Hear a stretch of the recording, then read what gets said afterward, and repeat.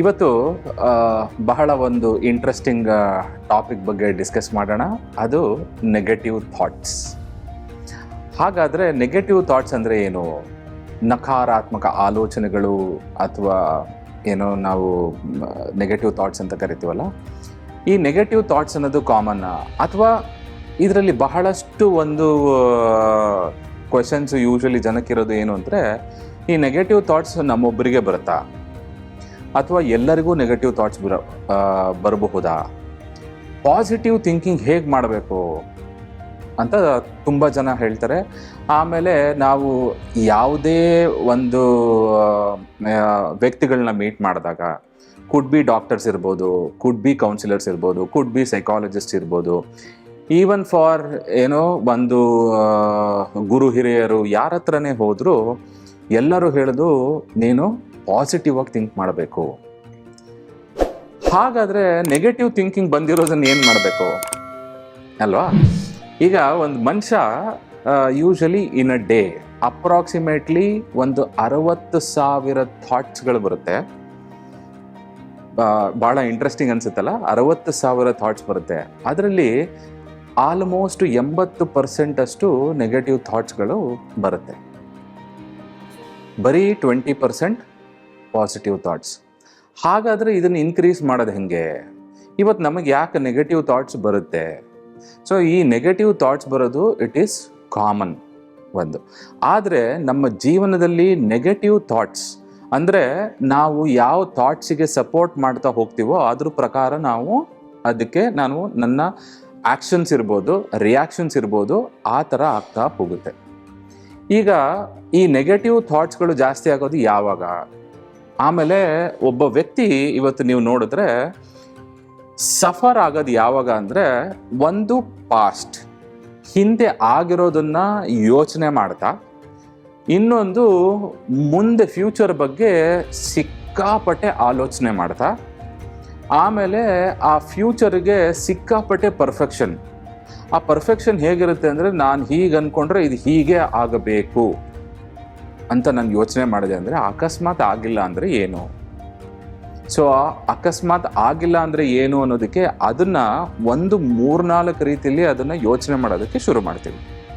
ಹಾಗಾದರೆ ಈ positive thought, ಈ ನೆಗೆಟಿವ್ ಥಾಟನ್ನು ನಾವು ಎನ್ಕೌಂಟರ್ ಮಾಡೋದಕ್ಕಾಗಲ್ವಾ? ಪಾಸಿಟಿವ್ ಥಾಟನ್ನು ನಾವು ಇನ್ಕ್ರೀಸ್ ಮಾಡ್ಕೊಳ್ಳೋದಾದರೆ ಹೇಗೆ ಮಾಡ್ಕೋಬೇಕು? ಸೊ ಯೂಶಲಿ ಏನಾಗುತ್ತೆ ಅಂದರೆ, ನೆಗೆಟಿವ್ ಥಾಟ್ಸ್ಗಳು ಸಾಮಾನ್ಯವಾಗಿ ನೀವು ಒಂದ್ಸಲಿ ನೋಡಿ, ನೀವೇನಾದರೂ ಒಂದು ಕೆಲಸ ಫೋಕಸ್ ಆಗಿ ನೀವು ಅದನ್ನು ಮಾಡ್ತಾ ಇದ್ದರೆ ಥಾಟ್ಸ್ಗಳು ನಿಮಗೆ ಗೊತ್ತಾಗಲ್ಲ, ಬಂದು ಹೋದ್ರೂ ಗೊತ್ತಾಗಲ್ಲ. ಅದೇ ನೀವು ಒಬ್ಬರೇ ಕೂತಾಗ ಅಥವಾ ಯಾರ ಜೊತೆಗೂ ಮಾತಾಡ್ದೇನೆ ನೀವು ಒಬ್ಬರೇ ಇರಬೇಕಾದ್ರೆ ಈ ಥಾಟ್ಸ್ಗಳು ಬರುತ್ತೆ. ಎಕ್ಸ್ಪೆಷಲಿ ಇವತ್ತಿನ ಜನ್ರೇಷನಲ್ಲಿ ನಾವು ಒಬ್ಬರೇ ಇರೋದು ಅಥವಾ ಸ್ವಲ್ಪ ರಿಲ್ಯಾಕ್ಸ್ ಆಗಿರೋದು ಅಂತ ನಮ್ಮ ಮೈಂಡಲ್ಲಿ ಅನ್ಸೋದು ಯಾವಾಗ ಅಂದರೆ, ನಾವು ಟ್ರಾವೆಲ್ ಮಾಡ್ಬೇಕಾರೆ. ನಾವೆಲ್ಲೋ ಟ್ರಾವೆಲ್ ಮಾಡ್ತಾ ಇರ್ತೀವಿ, ಅದನ್ನು ನಾನು ಬೈಕ್ ಓಡಿಸ್ತಾ ಇದ್ದೀನಿ ಅಂತಿರ್ಬೋದು ಅಥವಾ ಕಾರ್ ಓಡಿಸ್ತಾ ಇದ್ದೀನಿ ಅಂತಿರ್ಬೋದು, ಅಲ್ಲಿ ಬಹಳಷ್ಟು ಜನಕ್ಕೆ ನೆಗೆಟಿವ್ ಥಾಟ್ಸು ಅಥವಾ ಅಲ್ಲಿ ಥಿಂಕಿಂಗ್ ಶುರು ಮಾಡ್ತಾರೆ. ಅದು ಆ್ಯಸ್ ಸಿಂಪಲ್ ಆ್ಯಸ್ ಕೆಲಸ ಚೇಂಜ್ ಮಾಡೋ ಒಂದು ಥಾಟ್ ಪ್ರಾಸೆಸ್ ಇರ್ಬೋದು, ಅಥವಾ ಏನೋ ಹೊಸದಾಗಿ ಶುರು ಮಾಡೋ ಅಂಥದ್ದು ಇರ್ಬೋದು, ಅಥವಾ ಮನೆಯಲ್ಲಿ ಆಗ್ತಾ ಇರೋವಂತಹ ಪ್ರಾಬ್ಲಮ್ಸ್ಗಳಿರ್ಬೋದು, ಅಥವಾ ಮಕ್ಕಳು ಎಜುಕೇಷನ್ ಬಗ್ಗೆ ಅಂತ ಇರ್ಬೋದು, ಅಥವಾ ಅಪ್ಪ ಅಮ್ಮನ ಹೆಲ್ತ್ ರಿಲೇಟೆಡ್ ಇರ್ಬೋದು. ಇದು ಎಲ್ಲ ಥಿಂಕಿಂಗು ನಮಗೆ ಬರೋದು ಯಾವಾಗ ಅಂತಂದರೆ, ನಾವು ಒಬ್ಬರೇ ಇದ್ದಾಗ.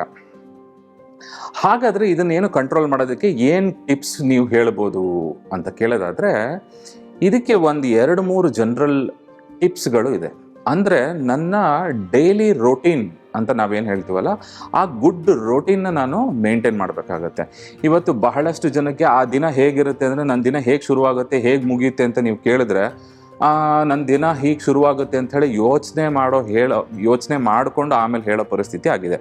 ಯಾಕೆಂದರೆ ಪ್ರಯಾರಿಟಿಲಿ ಈಗ ಒಂದಿಷ್ಟು ಏನೋ ದಿನದ ಶೆಡ್ಯೂಲ್ಸ್ ಹೇಗಿದೆ ಅಂತಂದರೆ, ಇವಾಗ ಆಫೀಸಿಗೆ ಹೋದ್ಮೇಲೆ ಈ ಥರದ್ದು ಕೆಲಸ ಅಂಥೇಳಿ ಒಂದಿಷ್ಟು ಶೆಡ್ಯೂಲ್ ಮಾಡ್ಕೋತಾರೆ. ಆದರೆ ಅವ್ರದ್ದು ಡೈಲಿ ರೊಟೀನಲ್ಲಿ ನಾನು ಡೂಸ್ ಆ್ಯಂಡ್ ಡೋಂಟ್ಸು ಏನು ಮಾಡಬೇಕು, ಏನು ಮಾಡ್ತಾ ಇದ್ದೀನಿ ಅನ್ನೋದನ್ನು ಯೋಚನೆ ಮಾಡೋದಿಲ್ಲ. ಇದಕ್ಕೆ ಮೀ ಟೈಮ್ ಅಂತ ನಾವೇನು ಹೇಳ್ತೀವಲ್ಲ, ಈ ಮೀ ಟೈಮು ಯೂಶಲಿ ಇದು ಅವರ ಸ್ಕ್ರೀನ್ ಟೈಮ್ ಆಗಬಾರ್ದು. ಇದು ಡೈಲಿ ರೊಟೀನಲ್ಲಿ ಮೇ ಬಿ ಒಂದು ಅರ್ಧ ಮುಕ್ಕಾಲು ಗಂಟೆ ಎಕ್ಸಸೈಸ್ ಇರ್ಬೋದು ಅಥವಾ ವಾಕ್ ಇರ್ಬೋದು. ಹಾಗೆ ಹಿಂದೆ ಒಂದು ಮಾತು ಹೇಳ್ತಾ ಇದ್ರು, ಅವನ ಫ್ರೆಂಡ್ಸ್ನ ನೋಡ್ಬಿಟ್ರೆ ಅವ್ನು ಏನು ಅಂತ ಗೊತ್ತಾಗುತ್ತೆ, ಅವನ ಇದನ್ನು ನಾವು ಹೇಳ್ಬಿಡ್ಬೋದು ಅಂತ. ಆದರೆ ಇವತ್ತು ನಮಗೆ ಫ್ರೆಂಡ್ಸ್ ಇಲ್ಲ. ಇಲ್ಲಿ ಸೋಷಲೈಸಿಂಗ್ ಮಾಡೋದ್ರಿಂದ, ಬೇರೆಯವ್ರ ಜೊತೆಗೆ ಮಾತಾಡೋದ್ರಿಂದ, ಪಾಸಿಟಿವ್ ಆಗಿ ಥಿಂಕ್ ಮಾಡೋ ವ್ಯಕ್ತಿಗಳ ಜೊತೆಗೆ ನಾವು ರೆಸಿಪ್ರೊಕೇಟ್ ಮಾಡೋದ್ರಿಂದ ನಾವು ಆ ನೆಗೆಟಿವ್ ಥಿಂಕಿಂಗ್ನ ಸ್ವಲ್ಪ ಕಮ್ಮಿ ಮಾಡ್ಬೋದು. ಹಾಗೆ ನಾನು ನಿಮಗೆ ಗುಡ್ ರೋಟೀನ್ ಅಂತ ಹೇಳಿದೆ, ಅದ್ರ ಜೊತೆಗೆ ಗುಡ್ ಡಯಟ್ ಕೂಡ ಬೇಕಾಗತ್ತೆ. ಎಷ್ಟೋ ವಿಚಾರದಲ್ಲಿ ನಾವು ಕೆಲಸ ಅಂತ ಶುರು ಮಾಡಿದಾಗ ಮೇ ಬಿ ಬೆಳಗ್ಗೆ ನಾನು ತಿಂಡಿ ತಿನ್ನಬೇಕಾದ್ರೂ ನಂದು ಯೋಚನೆಗಳು, ಇವತ್ತು ನಂದು ಮೀಟಿಂಗ್ಸ್ ಎಷ್ಟಿದೆ, ಅದರಲ್ಲಿ ನಂದು ಪ್ರಿಪ್ರೇಷನ್ ಆಗಿದೆಯಾ ಅಥವಾ ಇನ್ನೊಂದು ಏನಿದೆ ಅಂತ ಯೋಚನೆ ಮಾಡ್ತಾ ಇರ್ತೀವಿ ಹೊರತು ಆ ಊಟ ಮಾಡಬೇಕಾದ್ರೂ ನಾವು ಅದರಲ್ಲಿ ಕಾನ್ಸಂಟ್ರೇಟ್ ಮಾಡಲ್ಲ ಒಂದು. ಆಮೇಲೆ ಈ ದಿನನಿತ್ಯದ ಆಹಾರದಲ್ಲಿ ಏರುಪೇರುಗಳು ಬಹಳ, ಏನು ಅಂದರೆ ಹಸುವಾಗ್ತಾ ಇದೆ, ಓಕೆ ಹಸುವಾಗ್ತಾ ಇದೆ, ನಾನು ಇಮ್ಮಿಡಿಯೇಟಾಗಿ ಹೋಗ್ತೀನಿ, ಏನೋ ಒಂದು I will grab something and I'll eat ಅನ್ನೋರು ಇವತ್ತು ಆ ಲೈಫ್ ಸ್ಟೈಲು ಆ ಥರ ಚೇಂಜಸ್ ಆಗಿದೆ. ಹಾಗಾಗಿ ಈ ಗುಡ್ ರೋಟೀನ್ನ ಚೇಂಜ್ ಮಾಡೋದ್ರಿಂದ, ಗುಡ್ ರೋಟೀನ್ ಇಟ್ಕೊಳ್ಳೋದ್ರಿಂದ ನೆಗೆಟಿವ್ ಥಾಟ್ಸು, ಆಮೇಲೆ ಸ್ಟ್ರೆಸ್ನ ಹೇಗೆ ನಾನು ಮ್ಯಾನೇಜ್ ಮಾಡಬೇಕು ಅಂತ ಗೊತ್ತಿರಬೇಕು. ಈಗ ಸ್ಟ್ರೆಸ್ ಅನ್ನೋದು ಇದನ್ನು ಅವಾಯ್ಡ್ ಮಾಡೋದಕ್ಕೆ ಯಾರಿಂದನೂ ಆಗಲ್ಲ. ಯಾಕೆ ಅಂದರೆ ಇವತ್ತು ನಾವು ಮಾಡ್ತಾ ಇರೋ ಕೆಲಸ ಇರ್ಬೋದು, ಟ್ರಾವೆಲಿಂಗ್ ಇರ್ಬೋದು, ಎಲ್ಲ ರೀತಿಯಿಂದನೂ ಸ್ಟ್ರೆಸ್ ಬರುತ್ತೆ. ಸೊ ಸ್ಟ್ರೆಸ್ ಆದಾಗ ಅದನ್ನು ಹೇಗೆ ಮ್ಯಾನೇಜ್ ಮಾಡ್ತೀವ, ಅದನ್ನು ಹೇಗೆ ಮ್ಯಾನೇಜ್ ಮಾಡೋದು ಹಾಗಾದರೆ ರಿಲ್ಯಾಕ್ಸೇಷನ್ ಟೆಕ್ನಿಕ್ಸ್ ಅಂತ ಹೇಳ್ತೀವಿ. ಈಗ ರಿಲ್ಯಾಕ್ಸೇಷನ್ ಅಂದರೆ ನಾನು ಮೇ ಬಿ ಗೈಡೆಡ್ ರಿಲ್ಯಾಕ್ಸೇಷನ್, ಇಲ್ಲಿ ಪ್ರೊಫೆಷ್ನಲ್ಸ್ನ ನೀವು ಹೆಲ್ಪ್ನ ತಗೋಬೋದು, ಅದರಿಂದ ರಿಲ್ಯಾಕ್ಸೇಷನಿಂದ ತುಂಬ ಹೆಲ್ಪ್ ಆಗುತ್ತೆ. ಹಾಗೆ ನಿಮಗೆ ಇವಾಗ ಮೆಡಿಟೇಷನ್ ಅಂತ ಹೇಳ್ತೀವಿ, ಅದನ್ನು ಮಾಡೋದ್ರಿಂದ. ಆಮೇಲೆ ಜರ್ನಲ್ಸ್. ಈ ಜರ್ನಲ್ಸ್ ಅಂದರೆ ನಂದು ದಿನನಿತ್ಯದ ನಂದರಲ್ಲಿ ಏನೋ ಒಂದು ವಿಚಾರ ನನ್ನ ಬಹಳ ಕಾಡ್ತಾ ಇದೆ, ಅದು ಸಿಂಪಲ್ ಆಗಿ ಒಂದು ಕೆಲಸ ಚೇಂಜ್ ಮಾಡೋದು ಅಂತಲೇ ಇಟ್ಕೊಳ್ಳೋಣ. ಇವಾಗ ನಾನು ಮಾಡ್ತಾ ಇರೋ ಕೆಲಸದಲ್ಲಿ ನನಗೆ ಐ ಆಮ್ ನಾಟ್ ಹ್ಯಾಪಿ, ಅಥವಾ ನಾನು ನನ್ನ ಕೆಲಸ ಚೇಂಜ್ ಮಾಡಬೇಕು, ಬೇರೆ ನಾನು ಆಪರ್ಚುನಿಟಿನ ಹುಡುಕಬೇಕು ಅಂತ ಇದ್ದಾಗ ಕೆಲಸ ಚೇಂಜ್ ಮಾಡಿದ್ರೆ ಏನಾಗುತ್ತೆ, ಈ ಕೆಲಸದಲ್ಲಿರೋ ಅಡ್ವಾಂಟೇಜಸ್ ಏನು, ಈ ಕೆಲಸದಲ್ಲಿ ನೆಕ್ಸ್ಟ್ ಬೇರೆ ನಾನು ಹೋದಾಗ ಅದರಲ್ಲಿ ನನಗೆ ಸಿಗುವಂಥ ಅಡ್ವಾಂಟೇಜಸ್ ಏನು, ಡಿಸ್ಅಡ್ವಾಂಟೇಜ್ ಏನು, ಅದನ್ನು ಬರೆದು ಅನಲೈಸ್ ಮಾಡಿದಾಗ ಏನಾಗುತ್ತೆ ಅಂದರೆ ಬಹಳಷ್ಟು ಸಬ್ಸೈಡ್ ಆಗುತ್ತೆ ಆ್ಯಂಡ್ ನೆಗೆಟಿವ್ ಥಾಟ್ಸು ನಾವು ಅಲ್ಲಿ ರೆಡ್ಯೂಸ್ ಮಾಡ್ಬೋದು. ಇವತ್ತು ನೆಗೆಟಿವ್ ಥಾಟ್ಸ್ ಯೂಶ್ವಲಿ ತುಂಬ ಜನಕ್ಕೆ ಆಗೋ ಪ್ರಾಬ್ಲಮ್ ಏನು ಅಂತಂದರೆ, ಈ ನೆಗೆಟಿವ್ ಥಾಟ್ಸ್ನ ಡೀಲ್ ಮಾಡೋದಕ್ಕೆ ಗೊತ್ತಾಗಲ್ಲ. ಅದನ್ನು ನೆಗೆಟಿವ್ ಥಾಟ್ಸ್ನ ಕೆಲವು ಸಲ ಅದನ್ನು ಬಿಟ್ಬಿಡ್ತಾರೆ, ಓಕೆ ನೋಡೋಣ, ಆಗಿದ್ದಾಗಲಿ ಆಮೇಲೆ ನೋಡೋಣ ಅಂತ. ಈಗ ಪಾಸಿಟಿವ್ ಆಗಿ ಇರೋದು ಇಂಪಾರ್ಟೆಂಟು. ಹಾಗೆ ನೀವು ಡಿಸಿಷನ್ ಮೇಕಿಂಗ್ ಇದೆಯಲ್ಲ, ಅದನ್ನು ಬಿ ಪ್ರಾಕ್ಟಿಕಲ್, ಅಂದರೆ ಆ ಸಿಚುಯೇಷನಲ್ಲಿ ನೀವು ಪ್ರಾಕ್ಟಿಕಲ್ ಆಗಿ ಡಿಸಿಷನ್ ಮಾಡ್ಕೋಬೇಕಾಗತ್ತೆ. ಸೊ ಈ ರೋಟೀನ್ನ ನಾವು ಫಾಲೋ ಮಾಡೋದ್ರಿಂದ, ಹಾಗೆ ಸೋಷಲೈಸಿಂಗ್ ಮಾಡೋದ್ರಿಂದ, ಹಾಗೆ ನಮ್ಮನ್ನು ನಾವು ಕೆಲಸದಲ್ಲಿ ತೊಡಸ್ಕೊಳ್ಳೋದ್ರಿಂದ ನಮಗೆ ನೆಗೆಟಿವ್ ಥಿಂಕಿಂಗ್ಸ್ನ ನಾವು ಎಲಿಮಿನೇಟ್ ಮಾಡ್ಬೋದು. ನಾನು ಮೇ ಬಿ ಈ ಇನ್ಫಾರ್ಮೇಷನ್ ನಿಮಗೆ ಇಷ್ಟ ಆಗಿದೆ ಅಂದ್ಕೋತೀನಿ. ಇನ್ನು ಬಹಳಷ್ಟು ವಿಚಾರಗಳ ಒಂದಿಗೆ ನಾನು ನನ್ನ ನೆಕ್ಸ್ಟ್ ವಿಡಿಯೋದಲ್ಲಿ ಮಾತಾಡ್ತೀನಿ. ನಮಸ್ಕಾರ.